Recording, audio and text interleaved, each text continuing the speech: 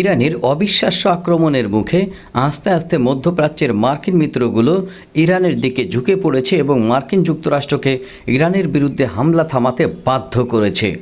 তারা এমন পর্যায়ে চলে গেছে, মার্কিন যুক্তরাষ্ট্র যদি এখন ইরানের অভ্যন্তরে হামলা অব্যাহত রাখে, এমনও হুমকি আছে মধ্যপ্রাচ্যের এই দেশগুলো মার্কিন সঙ্গ ছাড়তে পারে।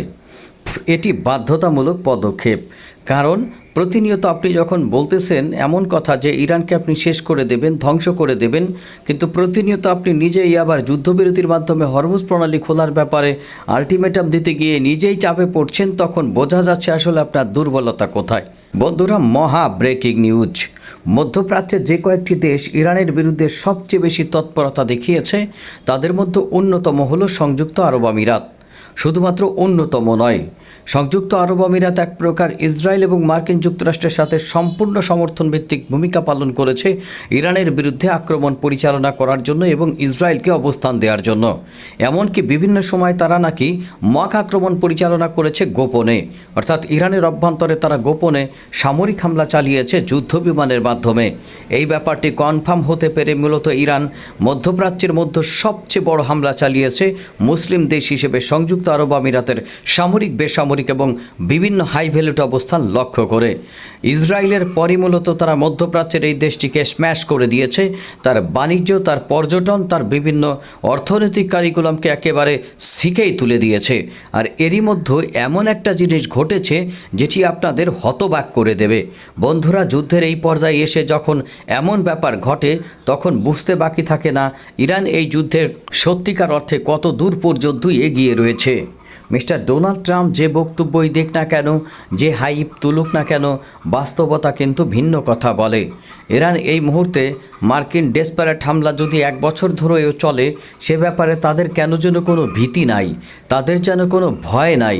ভয়ডরহীন এই মুহূর্তের যে খেলা তারা খেলছে, সেই খেলার সামনে অনেকেই মূলত জুয়ে পড়েছে বা নুয়ে পড়েছে এবং তারা বলছে, বাবা এই মুহূর্তের পর্যন্ত আমাকে ছেড়ে দাও, এই মুহূর্তে আমি যা করছি, এখন থেকে আমি আর কোনো ভুল করব না। বন্ধুরা, এমনই ধরনের বোধোদয় সম্ভবত সংযুক্ত আরব আমিরাতের হয়েছে। আসলে ব্যাপারটা ঘটেছে কি সেটি আপনাদের সামনে তুলে ধরার চেষ্টা করব। মার্কিন যুক্তরাষ্ট্রের অনুমতিতে ঘটেছে নাকি তাদের অমতে ঘটেছে এখনও পর্যন্ত ব্যাপারটি স্পষ্ট নয়। তবে সংযুক্ত আরব আমিরাত যে ইরানের সাথে আর এই ধরনের যুদ্ধ খেলা খেলতে রাজি নয় এবং তারা সম্ভবত ইসরায়েলকেও সম্ভবত এই যুদ্ধ খেলায় ত্যাগ করতে পারে। মার্কিন যুক্তরাষ্ট্র যদি তাদের এক্ষেত্রে বড় ধরনের ভূমিকা পালন না করে, তারা সম্ভবত আস্তে কোনা কেটে সরে যেতে পারে। আর তার পূর্বে ইরানের সাথে সভ্য বা সখ্যতা উন্নয়নের জন্য যে ঘটনা ঘটল, এটি একটি দীর্ঘমেয়াদী মেসেজ দেয় যে মার্কিন যুক্তরাষ্ট্র সম্ভবত এখানে ভবিষ্যতে আর যুদ্ধ তৈরি করতে চাইছে না। বন্ধুরা, সেই ঘটনাটি আপনাদের সামনে ডিটেলসলি তুলে ধরার চেষ্টা করছি, সেই মহা ব্রেকিং নিউজটি আপনাদের সামনে তুলে আনার চেষ্টা করছি। আসলে ইরান শেষ পর্যন্ত কিভাবে বশ করলো সংযুক্ত আরব আমিরাতকে, সেই ব্যাপারটি এবং এর সাথে আরও অত্যন্ত গুরুত্বপূর্ণ মধ্যপ্রাচ্য ভিত্তিক আপডেটগুলো নিয়ে আপনাদের সাথে রয়েছি আমি মহিউদ্দিন। আপনারা দেখছেন মহিউদ্দিন ব্লগ। বন্ধুরা, তাহলে চলুন শুরু করা যাক। আমেরিকা ইরান যুদ্ধ যখন অচল অবস্থায় পৌঁছেছে, তখন সংযুক্ত আরব আমিরাত তাদের ব্যাংকে জমা থাকা ইরানের ফ্রিজ করা কয়েক শত কোটি ডলারের সম্পদের একটি অংশ ছেড়ে দেওয়ার সিদ্ধান্ত নিয়েছে। এর মধ্যে অর্থাৎ ইতিমধ্যেই $283 মিলিয়ন মূল্যের 2 টন সোনাও রয়েছে বলে জানিয়েছে তেহরানের একাধিক সূত্র। বুঝতে পারছেন ঘটনা কি? ইরানের ফ্রিজ করা ডলার সংযুক্ত আরব আমিরাতে যেটি ছিল সেটি তারা ছেড়ে দেওয়ার সিদ্ধান্ত নিয়েছে এবং তার মধ্যে স্বর্ণও রয়েছে। আর এই স্বর্ণ মূলত ইরানের অভ্যন্তরে প্রবেশ করলে তার টাকার মান ডলারের বিপরীতে একেবারে যে নাই হয়ে গেছে, সেটি আস্তে আস্তে ফিরে আসবে এবং আরও পূর্বের তুলনায় শক্তিশালী হবে। ইরানের বর্তমান সরকার অর্থনৈতিকভাবে অনেকটা স্টেবল হয়ে যাবে। বন্ধুরা, প্রকৃত ব্যাপার বা ঘটনাটি আপনাদের সামনে তুলে ধরতে আর তর সইছে না।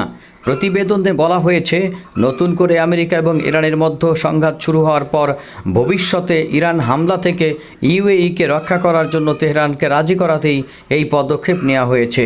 অর্থাৎ যদি ভবিষ্যতে সংযুক্ত আরব আমিরাত এমন একটা প্রতিশ্রুতি চাচ্ছে ইরানের কাছ থেকে, যার মাধ্যমে যদি ইসরায়েল, আমেরিকা এবং ইরান ত্রিমুখী সংঘর্ষ হয়, সেক্ষেত্রে তারা তাদের ভূমি ইসরায়েল বা আমেরিকাকে কোনোভাবেই ব্যবহার করতে দিবে না।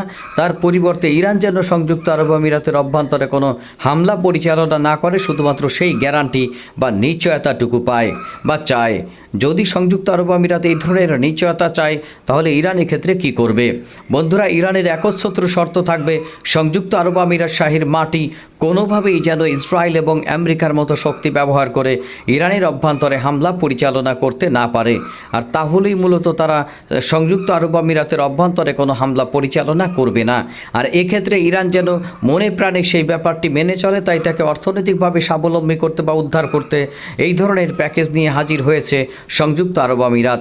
শুধুমাত্র সংযুক্ত আরব আমিরাত নয়, মধ্যপ্রাচ্যের অন্য দেশগুলোও যদি এই ধরনের চুক্তি করে ইরানের সাথে, সেটি মধ্যপ্রাচ্যের অন্যতম বস যারা প্রভাব বিস্তার করে থাকে, সেই আমেরিকা, যে সকল দেশগুলো মূলত ইরানের সাথে এই ধরনের কথা বলছে, যারা মূলত আমেরিকার ঘনিষ্ঠ মধ্যপ্রাচ্য ভিত্তিক মুসলিম মিত্র, তাদের মধ্যে একটা বড় ধরনের সম্পর্কের ফাটল দেখা দিতে পারে বা সম্পর্কের একটা ইস্যু তৈরি হতে পারে ইরানকে নিয়ে।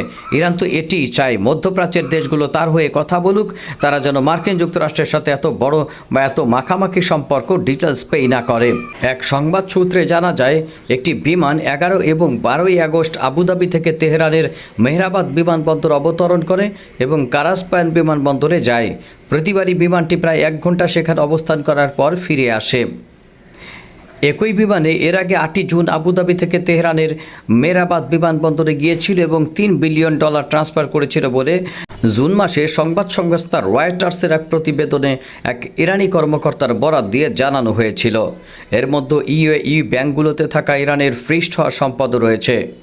ওয়াশিংটন এবং তেহরানের মধ্যে লড়াই শুরু হওয়ার সময় নিজেদের মতো করে ইরানের হামলা টার্গেট হতে না হয় বা নিশ্চিত করতে ইউএই পদক্ষেপ নিচ্ছে বলে ধারণা করছে বিশেষজ্ঞ মহল। ফ্রিস্ট থাকা সম্পদ ছেড়ে দেওয়ার পাশাপাশি ইউএই সরকার ইরানি বিমান সংস্থাগুলির কাছে 15টি ব্যবহৃত যাত্রীবাহী বিমান বিক্রির অনুমতি দিয়েছে। অর্থাৎ ইরান এই মুহূর্তে যুদ্ধের মাধ্যমে তার পরিবহন বিমানের সংকটে ভুগছে। এর মধ্যে সংযুক্ত আরব আমিরাত সরকার তাদের পুরনো ব্যবহৃত এই বিমানগুলো ইরানের কাছে বিক্রির অনুমতি দেয়।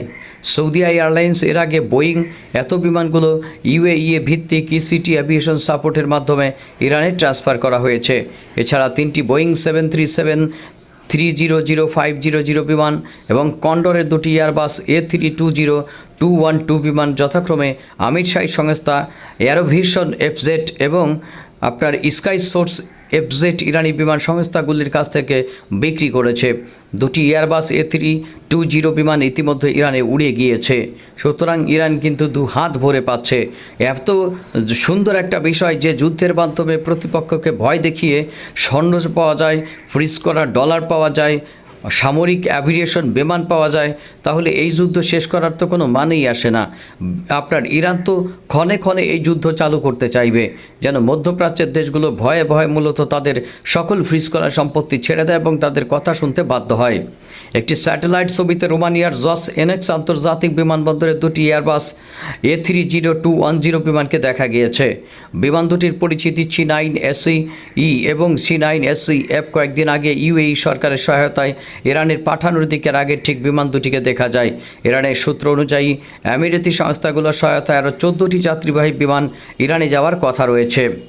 অপারেশন অ্যাপিক ফিউরি এবং লায়ন্স বোর্ড চলাকালীন আমেরিকা এবং ইসরায়েলের বোমা হামলায় ধ্বংস হওয়া 30টির বেশি যাত্রীবাহী বিমানের পরিবর্তে এই বিমানগুলো ব্যবহার হবে বলে মনে করা হচ্ছে। আমার কাছে মনে হচ্ছে বন্ধুরা, যুদ্ধকালীন সময়ে ইরানের অ্যাভিয়েশন শিল্পের যে ক্ষতি হয়েছে তার টোটাল ডিমান্ড দাবি করেছে ইরান। যতক্ষণ না পর্যন্ত তারা টোটাল ডিমান্ড পাবে, সবগুলো বিমানের বিপরীতে নতুন বিমান পাবে, ততক্ষণ পর্যন্ত মূলত এই ব্যাপারে ইরানের কোনো কম্প্রোমাইজ থাকবে না। অর্থাৎ যুদ্ধকালীন সময়ে যে সকল যুদ্ধে সম্পদের ক্ষতি হয়েছে সেগুলো তারা কড়াই গন্ডায় বুঝে নেবে। ফ্রিজ টাকা সম্পদের মধ্যে ছেড়ে দেওয়া সম্পদ এবং বিমান পাঠানোর সহায়তার মতো পদক্ষেপগুলিকে ইউএইকে এই সংঘাতের বাইরে রাখার প্রচেষ্টার অংশ হিসেবে মনে করা হচ্ছে। আর এর মাধ্যমে ইরানের সাথে একটি কৌশলগত সম্পর্ক তৈরি হতে পারে সংযুক্ত আরব আমিরাতের। এখন মোদ্দা কথা হলো, ইরানের সাথে এই ধরনের মাখামাখির বিষয়টি কি তাদের অন্যতম ঘনিষ্ঠ বন্ধু আমেরিকা কি মেনে নেবে? তাদের অন্যতম ঘনিষ্ঠ আরেক বন্ধু আপনার ইসরায়েল কোন চোখে দেখবে? যে চোখে দেখুক না কেন, আসলে এই মুহূর্তে মার্কিন যুক্তরাষ্ট্রের অন্যতম ঘনিষ্ঠ মিত্রগুলোর এই সিস্টেম ছাড়া বা এইভাবে ইরানের মন জোগায় চলা ছাড়া আর কোনো উপায় নাই। দেখা যাক মিস্টার ডোনাল্ড ট্রাম্প তাদেরকে এই কারণে কিছু বলেন কিনা। সম্ভবত সম্ভব না, কারণ মিস্টার ডোনাল্ড ট্রাম্পের সবুজ সংকেত নিয়েই সম্ভবত ইরানের মন জোগাতে তারা এই কাজ শুরু করেছে।